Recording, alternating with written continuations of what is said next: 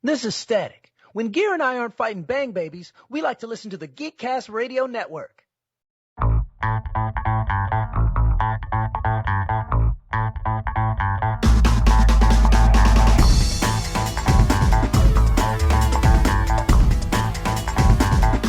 Hello and welcome to episode 240 of the Cinema Geeks. I'm one of your Cinema Geeks, Optimus Solo, and joining me as usual is the Comic Concierge. Hello, Dan. Hey, how's it going? It is going well. We are back at it. We covered the Man with No Name trilogy. I always struggle with what I want to call it. The Fistful of Dollars trilogy, the whatever trilogy you want to call it. The Man with No Name. The Man with No Dollars trilogy. Yes, The Man with No Dollars. Yeah. And different names each time. Yeah. So yeah, we just got done talking about that. We have a few more of the quote unquote spaghetti westerns to go through. So we are going to cover one of those today in 1966's Django, and then we have one more going back to Sergio Leone's Once Upon a Time in the West. And then we'll move into a new section of our Western retrospective, which we can get to at the end of maybe next episode. So just wanted to kind of set that stage, and we're going to let Dan kind of lay the groundwork for the facts on Django, and then we'll come back and give you guys our thoughts. So Dan, take it away. The D is silent, but deadly, as this week we're covering Django, directed by Sergio Corbucci. In the film, a mysterious mud-covered drifter named Django, played by Franco Nero, arrives in a desolated border town, dragging a coffin behind him. The town is caught in a brutal struggle between a gang of racist ex-Confederates, led by Major Jackson, and a group of Mexican revolutionaries under General Hugo Rodriguez. Django quickly proves himself deadly with a gun, rescuing a woman named Maria from Jackson's men and taking refuge in a saloon run by a neutral barkeep. Playing both sides against each other, Django hatches a risky plan. He gains the trust of Hugo's gang as they make an assault on Jackson's base. Under the disguise of bringing prostitutes for the soldiers, they drive a horse cart containing Django, Hugo, and 4 revolutionaries attacking the base and stealing a cache of gold. Back at Rodriguez's hideout, Django has a prostitute distract the men guarding the safe house containing the gold. He enters the house via the chimney, stealing the gold in his coffin and activating his machine gun as a diversion. Django loads the coffin onto the wagon, but doing so, he sees Maria. The next morning, Django and Maria arrive at the bridge where they first met. Django tells Maria that they should part ways, but Maria begs him to abandon the gold so they can start a new life together. When Maria's rifle misfires, the coffin falls into the quicksand below. Django nearly drowned when he tries to recover the gold, and Maria is wounded by Hugo's men while trying to save him. Miguel crushes Django's hands as punishment for being a thief, and Hugo's gang leave for Mexico. Upon their arrival, the revolutionaries are massacred by Jackson and the Mexican army. Django and Maria return to the neutral saloon, finding only the barkeep there. Django tells them that, despite his crushed hands, he must kill Jackson to prevent further bloodshed. Jackson learns that Django is waiting for him at the Tombstone Cemetery. While there, Django is resting himself on the back of Mercedes Aero's cross. He pulls the trigger guard of his revolver off with his teeth and rests it against the cross just as Jackson gangs arrives. Believing that Django cannot make the sign of the cross with his mutilated hands, Jackson shoots the corner of the cross. But then suddenly Django is able to kill Jackson and his men by pushing the trigger against the cross and repeatedly pulling back the hammer. Leaving his pistol on Zorro's cross, Django staggers out of the cemetery, ready to start a new life with Maria.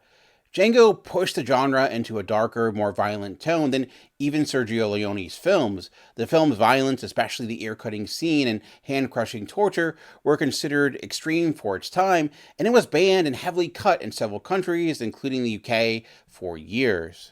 At the time, many critics thought it was too violent and cynical, but despite that criticism, it was a huge commercial success, especially in Italy and other European markets. Its popularity helped cement the rise of the spaghetti western boom, and over time, Django has been repraised very positively and considered one of the most impactful of the genre, and its impact was immediate. Because Django wasn't strictly trademarked internationally, dozens of unrelated westerns were retitled to include his name. There are over 30 Django films with his name alone, though most have nothing to do with the original. There's only one official sequel, Django Strikes Again, which came out 21 years later. Quentin Tarantino has cited Django as a major influence on his film Django Unchained. Franco Nero even makes a cameo in Tarantino's film and shares a brief scene with the newer Django, played by Jamie Foxx. He, of course, is also a huge fan of the opening song Django and includes it in his film as well, and it's also been used in other films and referenced a great deal of times. But where do Kevin and I stand? Are we with the original critics, or do we feel like it has aged well? Back to us to discuss. Thank you very much, Dan. So going into this, I refresh my memory. Is this was this a first time watch for you, Dan, or is this a rewatch? This was a first time watch for me. Like, I was aware of obviously the Django films and everything because of Django Unchained, a movie that we reviewed when we did our Quentin Tarantino retrospective years ago, but I've Yeah. never went back and watched this or any of the other Django films, so this was a first time watch for me. How about yourself? It was definitely a first time watch for me as well. I knew that like Django, I knew this film existed, and I knew there was like what felt like 100 other films that had Django in there somewhere. I didn't know what Yeah. the connections were, or if there was, or if it was like one of those things where it's just sequel upon, like it's Land Before Time at this point. Like it's just Yeah. become like there's like 31 of them. But I wasn't interested to find out that there's actually only one sequel out of the 30 other films that have the name Django in it. None of them are official sequels except for one. Yes. So And that didn't come out until like the 80s, so that's very interesting. And obviously, we have a character from this film that does make a cameo in Tarantino's Django Unchained. So there are some connections and influences and different things like we've talked about with some of the other spaghetti westerns. I'm intrigued on this one, Dan. I don't know if we're going to line up on this one or not, but I'm super intrigued on what your take, especially coming off the heels of watching the whatever we're gonna call that trilogy, the Man with No Name trilogy. I'm interested in just having watched those three and then watching this one, like what your take on it. Because like we talked about a little bit during that episode was that Sergio Leone's Fistful of Dollars trilogy or Man with No Name trilogy was loosely or maybe not so loosely based off of Kurosawa's Yojimbo, to the point where there was like lawsuits or whatever happened where he was like, "You just made my film, like give me money," yeah. which I think they had to do. And now this Yes. one is also not only also loosely based off of Yojimbo, but then also trying to capitalize on the success of A Fistful of Dollars. So we're definitely riding in a parallel lane to what we've just been talking about. So Dan, what was your reaction to your first time watch of Django here? Yeah, it's kind of like the Team U copy of I'm so glad you said that. the item you bought from Wish. It's like that seems like we're in many degrees away from the original. You know what? When we talked about the Man with No Dollars trilogy, which I think I will call it now, just to bring it all together. Uh, I brought up professional wrestling, and I promise I'm not going to bring up professional wrestling every time we talk about these movies, but it feels fitting here again because when you think about professional wrestling, what is like something that is really key at like helping getting a character over? And it's a great theme song. It goes a long way. You think about the greats, they tend to have a really good theme song from Stone Cold Steve Austin to Hulk Hogan. People listen to their theme songs even outside of wrestling. One thing you have to say about Django, he certainly has a great theme song. Like, I didn't know until watching this movie that the theme that we hear in Django Unchained originated here. I'm like, that's, I think as a kid saying today, a banger. I definitely think so. It starts off strong. Like you get invested. Like this Django seems like someone I want to root for. And then of course, with great professional wrestling, you want a great gimmick. And being a guy dressed in black, walking in the desert, like dragging a coffin, like that's a great gimmick. I mean, like, I don't know if this is where the Undertaker originated from, or like where they got some of their ideas or not, but certainly, talking about lawsuits, maybe they might have thought of some back then. But so starting off, you have a lot of that certainly caught my interest. Like, there's a lot here to like. Okay, well, we got a great theme song, we got a great gimmick.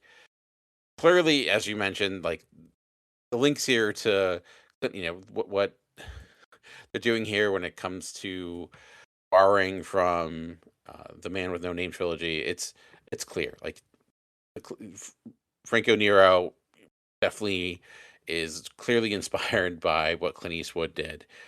Crazy that he was only 25 doing this. Like I guess they used like old age makeup to make him older. I didn't that makeup. I gotta say worked because I legitimately thought he was older. So those elements I thought definitely worked for me. But like with professional wrestling, sometimes you can have all those gimmicks, have all those elements, but when the in-ring work just isn't there, it can be a bit clunky, and maybe it becomes very obvious that you're trying to maybe put all that out there because perhaps you're trying to distract for what doesn't work.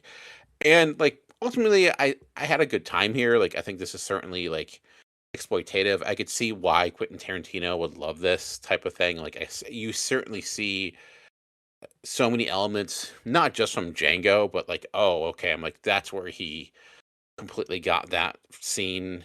That's where that scene from. Am I forgetting the name of the movie? His second film. Uh, A my few dollars goodness. more for a few No, dollars. no, Oh, no. Django. Oh, are you talking about Tarantino? Tarantino. His second film. Pulp, not Pulp Fiction. Reservoir Dogs, where the scene Yes, from Reservoir Reservoir Dogs came from. Like, oh, with the ear. I'm like, oh, okay, that's where he got that from. Like, you're seeing kind of like his influence. You're seeing a lot of like a lot of the influences right from this. So I'm like, I get why he really loves this, and those elements, I think, it certainly are. There are entertaining elements within this. I do think, though, it is a bit like it is ultimately a copy of a copy of a copy. It's a bit clunky, and it's just, I think, a bit of a mess. It's I think how it ends up by the end. It's I'm not like I think it's of all the films we've done thus far when it comes to craftsmanship, when it comes to how well it was made, it is a major step down. And it's it's a good time, but I don't think it's necessarily a well-made movie beyond that. But what did you think? I'm so relieved.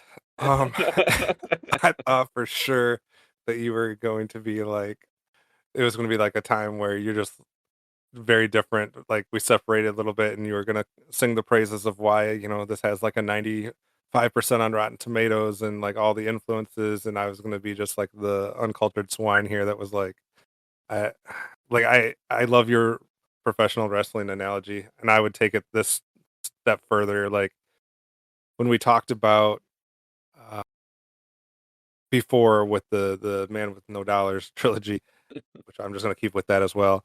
We talked about how Kurosawa's Yojimbo was like the original like NWO in Japan idea, and then the Fistful of Dollars trilogy was kind of like the NWO and WCW, and it just worked and like it took off because certain audiences hadn't seen Yojimbo or didn't make the connection or whatever the case may be, and it just like worked. And like to me, this is then you take the NWO after it's run its course and been beaten into the ground, and then you try to revive it on later on in WWE or TNA or something like that, and it's like, no, not only have we already seen this, but now like it's like Nash and Hall and Hogan are all like 10, 15 years older now, and it's like this isn't working, y'all.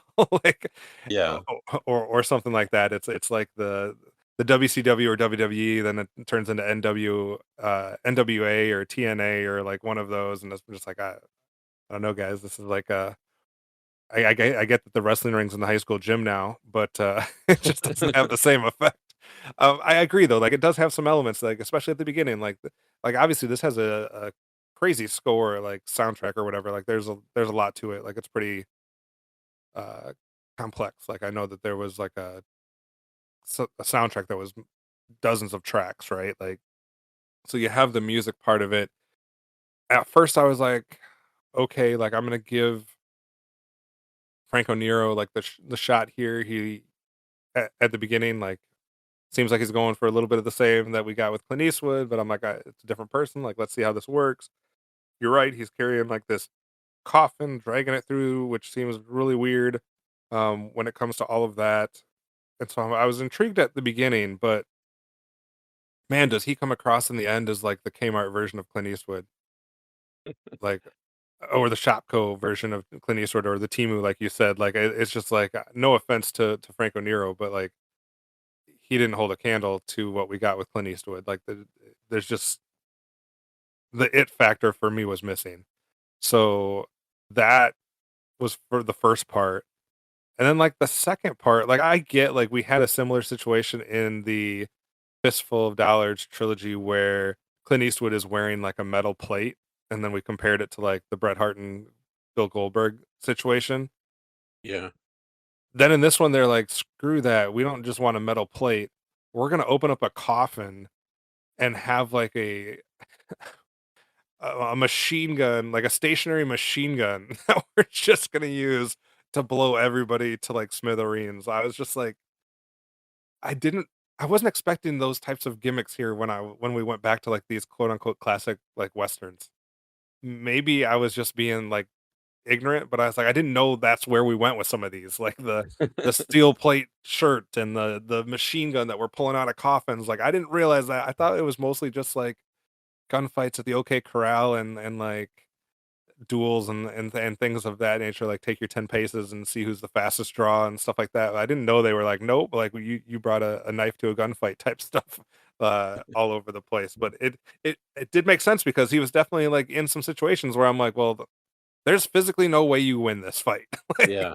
I don't know, like we continue to back ourselves into corners that then you're trying to figure out how they're going to get out of it. Well, he's got a machine gun in the coffin. That's how he's getting out of it. So, I yeah, this did not really work for me hardly at all. Like I feel what you said when you're like, this is a huge step down from what we're talking about. Like we were already overcoming some of the other things, like in you have to like deal with like the bad dubbing, and you have to deal with some of the other stuff like just in general, like in some of these spaghetti westerns, but like this one takes it to like a new level.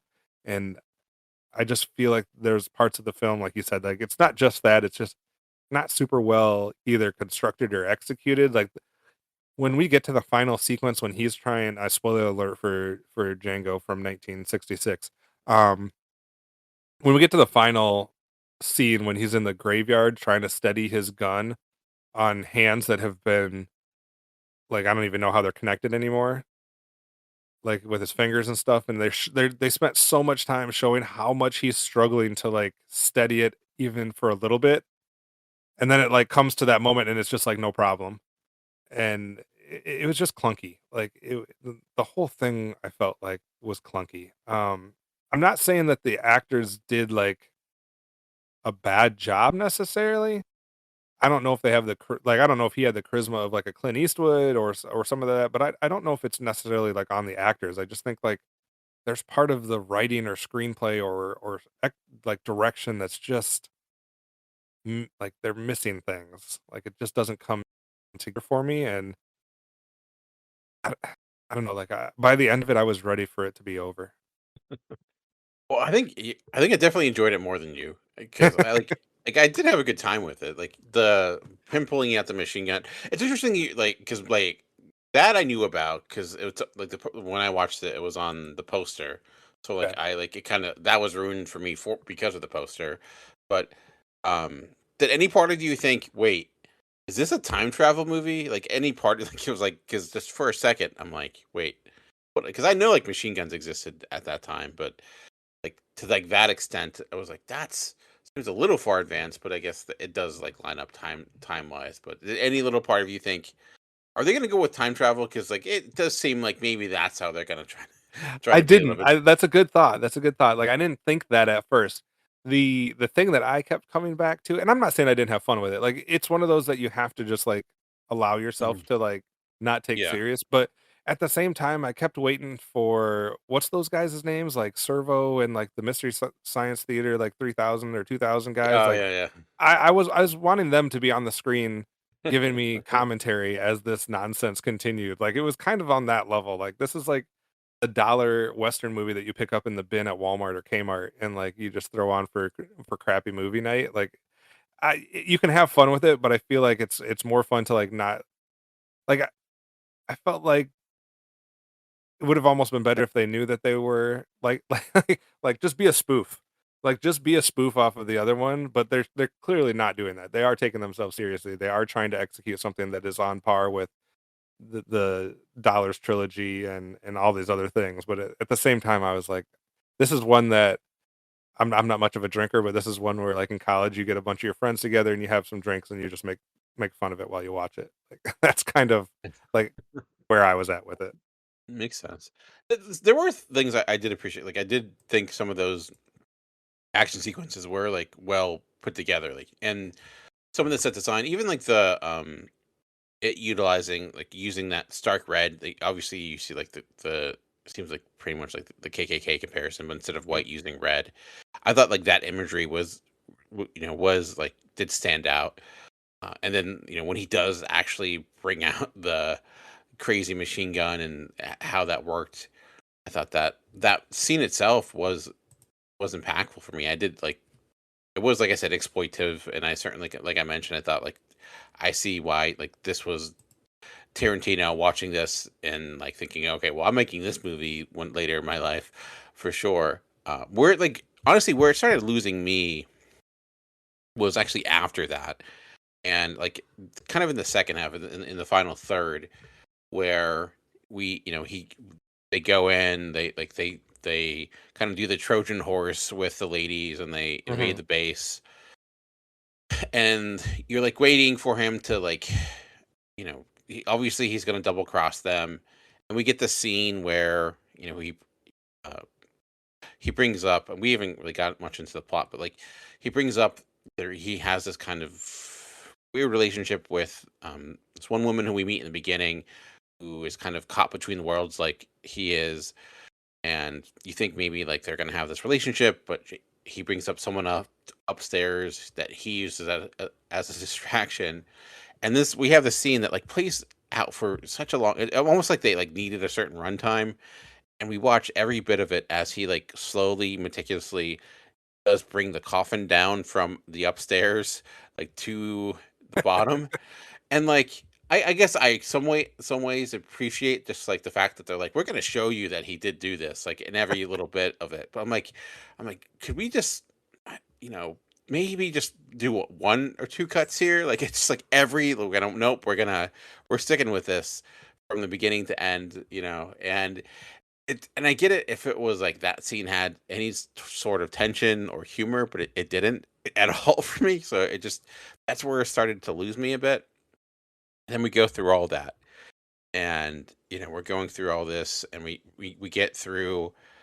They get free, and and then they are. You think they're finally like gonna like win the day or whatever, and then they put all the gold in the coffin, and they're going off on their on their journey, and then the coffin just falls into the quicksand, and I'm like just like in such the most like clumsy way too, and the way you said clumsy, and I think that's actually kind of like the way that kind of unfolds. It's just it's not very satisfying. It did make me think though. I'm like quicksand. I have not seen quicksand in a movie in such a long time. I remember as a kid, like quicksand, like that was such a huge thing. But especially but it was in spoofs that you saw that, right? Like yeah, it's like I mean, besides the Princess Bride, I felt like that's like not yeah. Spaceballs, but those types of films are where you found the quicksand. Well, that's where it started. Like that. Like that's where I felt like kind of fell apart a bit. Like that second half, and just generally too. I just feel like Django, Franco Nero, like him as a character, if you were to compare him to like which is hard not to, the Man with No Name, I struggle to like understand like where he sits more, like what is driving him, what is his morals, like what is generally like his code per se, why am I investing in him, like so much time is spent with him and like this kind of relationship with Maria, and it's like that's such a huge central part of the film. But I don't feel like like I don't know the way it's such. I feel like it doesn't know how to handle that per se, and I almost at one point I legitimately did think they killed her. I'm like, oh, they're just killing her, but she somehow ends up surviving. But I just thought yeah, like I thought I think you mentioned clumsy, and clumsy is a good word for me. A good word for it, because I just think when it came to that, when it comes to the characters, none of them are nearly as strong. Like, if and it's hard not to like. And I think perhaps watching it right after, Yeah. you Yeah. know, the you know what it's clearly inspired by, it's hard not to just like think it's less by comparison, because I think ultimately is. But I think there are elements beyond that. Like, I can watch away. Like, I'm generally glad I watched it, but I do think it suffers from just a narrative that is lacking when it comes to precision with its character development and motivations. And then like it struggles from getting to point A to point B to point C in its like final third. Just like Right. it wants to get to that final shootout, and it doesn't necessarily know how to get there. So it's like, I don't know. He just loses the coffin in the quicksand, and we just Yeah. it's like, so yeah. And it's like I said, and some of the editing could have been better in a few scenes, like to speed things up a bit. What did you think of? I was hugely distracted by what has to be a descendant of Abraham Lincoln, because that guy looked like, I'm like, that has to be like the one guy that gets his ear cut off. I'm Yeah. like, that And guy. I'm like, fed to him. yeah. I'm like, that's, is he meant to look like that? Has to be Abraham Lincoln's descendant, right? Because like looks like him, you know, No, crazy. like yeah, a lot of stuff was distracting. I think the thing that I come across most with this is like I would never suggest someone to watch this after A Fistful of Dollars. Yeah, Like I feel like if you need to anything, be removed from that. if anything beforehand, I think people, Yes. yeah, Yeah, because otherwise it's hard not to watch this film and be like, okay, this is the sequence from A Fistful of Dollars. Like it's not that it's like shot for shot like the same movie. I get that it's influenced by it, and I get that they're both being influenced by another, Yojimbo yeah, or whatever, which I have not seen. So, but maybe I don't need to because I feel like I get the gist of it. But it's probably better in Yojimbo. But it's hard not to see that and be like, well, that's where we were at in that other film, but in hmm, Fistful of Dollars, it was done better, or it was executed a little bit more smooth, or there was more charisma or tension built up in the moment. So it's like every single thing, like yeah, when it comes to getting the money and when it comes to like the double cross and when it comes to just like coming into the city and being in the middle of two different feuds, like I guess in this one we're gonna ratchet it up a little bit and make one half of them clan members, like it's just yeah, bizarre. And then like I feel like it's like let's do a lot of the stuff that happened in that other film, but then let's ratchet the violence up to like 11. Like, yeah. not that I'm anti-violence in movies or whatever, like, it doesn't affect me unless it's, like, extreme and very graphic, but it definitely ratchets it up here. Like, I know I read something that it was, like, banned in some places because it was too violent or had trouble with, like, what rating it was gonna get, but, I mean, you do have a lot of violence, right? Like, not that you don't get some violence in the Fistful of Dollars trilogy where Clint Eastwood's getting beat up and different things of that nature. You do have that, but there's something different about how it's executed here, whether it be when his hands get, m beat to smithereens, or, we have some, like, rapey scenes, and we have, like, horses going, like, down, and we have dude's ear getting ripped off and fed to him before he's getting killed. Like, it was just, like, there was a lot. Not to count, like, and that's not even, like, touching the fact that, this machine gun is mowing down, like, dozens of people. That's Yeah. not very affecting from an emotional standpoint because it comes across as, like, red laser, blue laser, like what something you would Mhm. see in like Star Wars or GI Joe at that point. Like you can't take it serious because it's just a bunch of people falling down and whatnot. So to me, I've never affected by that type of violence. But some of the other violences, like they definitely ratcheted or leveled up the violence. And I don't know if I always understood the reason for all of it. Besides, I'm not saying they were doing it for shock value, but like I don't know. Like I guess maybe I wasn't following 100% with like what that added to the story overall. Yeah, they certainly wanted you to show like how evil these people were, like make you want Yeah. to see them get their comeuppance. But like, it did feel like we got that very like, and it just kept going further. Like we had those sequences where they were, I don't even know what game they were playing. Basically, the people would run away, and then they would shoot them. They were Right. like the clan. I don't know I forget what the name of the actual gang was.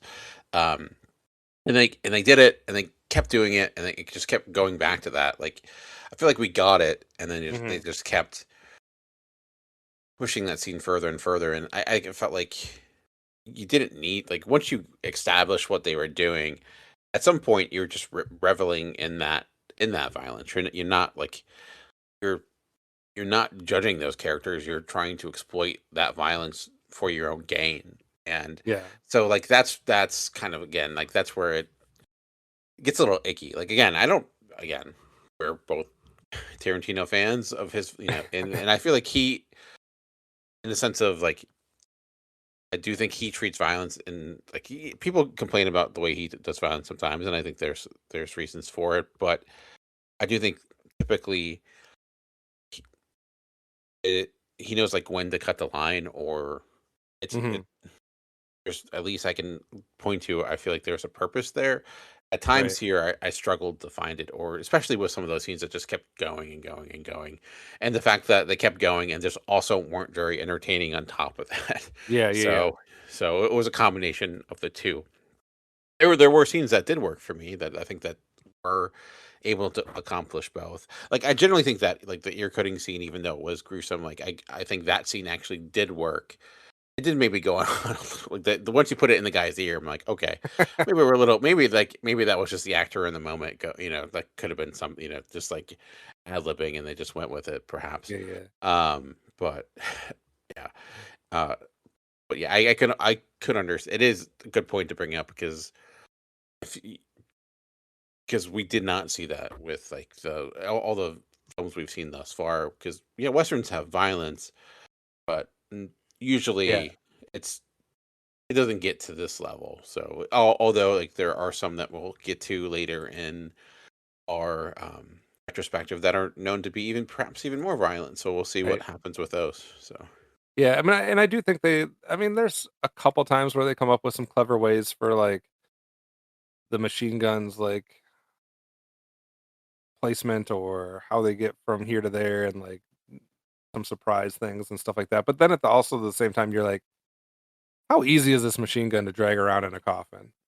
Like, I gotta have to yeah, suspend some disbelief here on how we're getting all of this stuff from point A to point B, and it's just all working. But there was, like, I think there was a couple times where it was okay. That was kind of clever with what you did there, and then there was other parts where you're just like, this is somewhat laughable. or, like, or, the amount of bullets it can have before it runs Yes, out. Because, like, you're thinking about, like, World War II, when they had those guns, like, they didn't have a long amount of time that they could go without having to reload. So, right, considering this was this era, like, they certainly stretched that out, especially the time when he was trying to, get away from um the Mexicans, and, like, he let it fire. I'm like, there's no way it's lasting that long. He's getting in there, he's in the horses. This is like a good 10-minute sequence at this point. hmm But I mean, not that, like, at one point I thought this was going to be a time travel story, so I'm not gonna get all that mad about realism, but it is certainly something where it's like,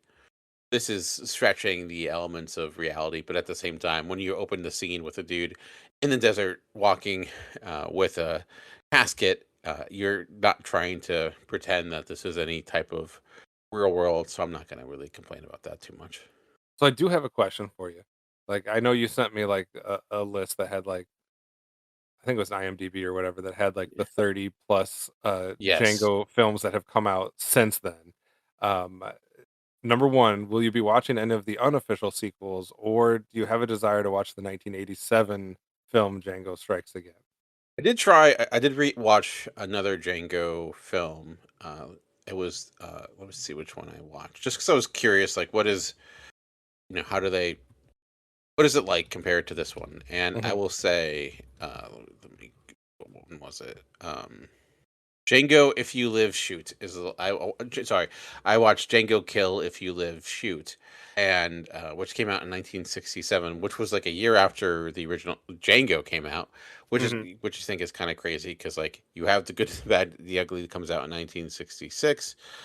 Django comes out in 1966 as well, and then Django Kills comes out a year after that. So you can imagine how quickly they were trying to put that together, and it makes Django look like the good, the bad, and the ugly. It's not very good at all. Gotcha. It's pretty awful. I thought it's again it's a similar thing. It's a copy of a copy of a copy of a copy, and it deals with a lot of similar ideas. This town basically is like trying to. It does have an interesting concept where it's like this town is trying to keep out evil people. It maybe goes too far with it, but it's just like the acting in it, the characters, just are like it made me appreciate it made me appreciate Django so much more because I'm like, oh man, this it can be so much worse. Like it made me realize like Franco Nero compared to the actors in that was like, he was like top billing. He was amazing. So I would, and that was like because I researched to see like what are some of the more well-regarded Django sequels, and that was one that people mentioned. I'm like, I didn't like that, so Gotcha. I I'm had curious. I'm curious about the 1987 one because the poster makes it look like it's something from like Mad Max, but I it's yeah 1987, and we know what that kind of was like, and it's set 20 years. Like the character's 20 years older, and they actually are 20 years past the like 67 to 87 is 20 years, and like there's the poster just looks fascinating to me for Django Strikes Again. Um, I don't know if I'll ever watch it, but it definitely looks like I will probably give it a try. I held off because I didn't want to like I don't not that I don't think I'd ever confuse them, but I figured I'll focus on this and maybe yeah. maybe down the line. But no, I have not seen that. I did make me watching that other Django film definitely made me appreciate this Django film so much more. Oh, that's good. There we go. It worked for something. So Yeah. Dan, I mean, this one obviously is very well received. It's got an incredible score on Rotten Tomatoes. It's obviously influenced Tarantino. It's I think like generally seen as one of the better or more influential of the spaghetti westerns. Like, can you see where some of that's coming from, or do you feel like there's a disconnect here, or it's I mean, it's ranked very high on most spaghetti western film lists. Well, I guess it's hard because this is obviously like the fourth or fifth spaghetti western Mhm. I've seen, and I would say compared to the other spaghetti westerns, it's better than no, so that certainly makes sense. I like compare like the Rotten Tomato score is pretty high, but there's also only like 17 reviews, True. so that like makes me think, okay, there's probably the people that have rated it or like fans of it, so that's um, that makes sense. So like I said, I probably if I graded it, I probably would give it a passing grade, like a like a whatever you would call that. But like I wouldn't necessarily. It's hard for me to rate it compared to other spaghetti westerns outside of the ones we've seen thus far. Um, I wouldn't say call it one of the best westerns I've seen. It's clearly not in the area of what we've seen thus far. I understand its influences. I certainly could see why people would respect it the way they do. I just if you were going to go into this, or if you're going to go into the westerns like we are, I definitely would say watch this before the Man with No Name trilogy first, because I do think it helps like level the expectations a little bit, because I don't think it's in the same caliber. I think it is a major step down, personally, compared to the level of what we got previously. Outside of having a killer theme song and things like that, I think it's a lot of great flash, a lot of great um, exploitation here and there, but I think the substance isn't quite as strong. Have you seen the Django TV series from 2023? Did not know there was a Django 20 TV series, I so don't I think have it's not. I don't think it's an American made Yeah, uh TV series. It's 10 episodes in 2023. It's just called Django. I don't know any of the people involved with it, but yeah, apparently it exists. So if you're super intrigued about getting as much Django in your life as possible, don't worry. You have like 30 sequels, a TV series, and other things that you can you can go explore. So yeah. there's And an endless supply. there's even like like foreign Django films, because there's like I own a Jap like a there's like a Japanese Django movie, that Blu-ray that I've owned since like 20. I got it like shortly after watching Django Unchained. I've yet to watch it though. It's one of those things I've owned forever. But yeah, no, I have not seen that, but maybe I'll give it a shot. Apparently, it's been like it's inspired a lot of stuff. Like there's all kinds of anime that seems like it's been inspired by it. There's some video games that seem like Yeah, they are aware of it. So like, and I get that because, like I said, the imagery is amazing. mhm. I just think the story itself, like when you get beyond that, is yeah, it's not the story itself in the sense of like the framework's there because it's Yojimbo, but the connecting tissue, the actual depth of it isn't as strong because it's hard to be because you're trying to take a story that was already done and then done again and then trying to redo it a third time, and it's Mhm. trying, so it's it's 3 day old leftovers that you reheated last night. They're just not going to be as good, so Right? That's very so fair. So I am intrigued on where we go from here with our next spaghetti western, going back to Sergio Leone now, to see Once Upon a Time in the West, which was from 1968. Dan, have you seen this one already? yeah. So spoiler alert, because this is one I have seen, and if you remember back when we did our top 100 lists of favorite films, this was on my top 100 list of all time. This is one of my personal favorite westerns. So when you talk Mm. about spaghetti westerns, this is one I consider one of the greatest of all time. All right, setting the So bar high now. Now my so yeah, expectations have been raised. yeah, not to raise False super high expectations or expectations, whatever. Yeah, yeah, yeah. but considering you did enjoy elements of the the Man with No Name trilogy, I do think it at least leans in the right direction because I do think what things that you liked before you may see again and again. I saw them uh, Once Upon a Time in the West before I ever saw the Man with No Name trilogy. So Okay. there It you go. definitely has a star-studded cast with Henry Fonda, Jason Robards, Charles Bronson, Lionel Stander. Like, there's a lot of people I've recognized from here. So, Yeah, and I'm definitely intrigued. if you remember with the Man with No Name trilogy, like Leone wanted all of them for for those films, and then Right. he eventually finally got them for this. So And I'm also intrigued because, like, I have seen I don't know if I've seen it in its entirety or if it's just been a long time, but I did see Once Upon a Time in America, which I feel like now I'm gonna have to, like, rewatch after I watch Once Upon a Time in the West, even though they're not necessarily connected in any way, shape, or form. But, yeah, that was my introduction to Sergio Leone, like, back when I was a teenager watching Once Upon a Time in America, because I think it was just something I came across when I was working at Target after I had discovered Goodfellas and The Godfather and stuff like that, and I was like, "Well, let's check this one out too." So, and it had a cool DVD case back in the day. So that's yeah. my very loose connection to Sergio Leone, I guess, from early days. But I'm intrigued to watch this one and see how it kind of stacks up against everything else. Um, as we kind of round out our spaghetti western coverage before we move into what will be an intriguing look at some originals and remakes, which we'll talk more of on our next episode. Dan, any closing thoughts on Django?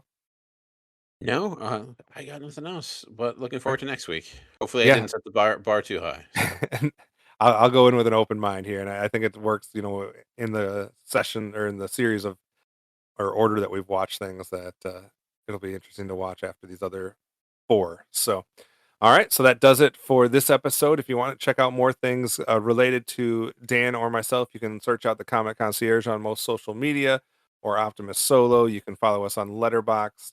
Maybe I'll eventually put like the links in the show notes or something that you can check out, or you can search out the Cinema Geeks or Cinema Geekcast or the Geekcast Radio Network.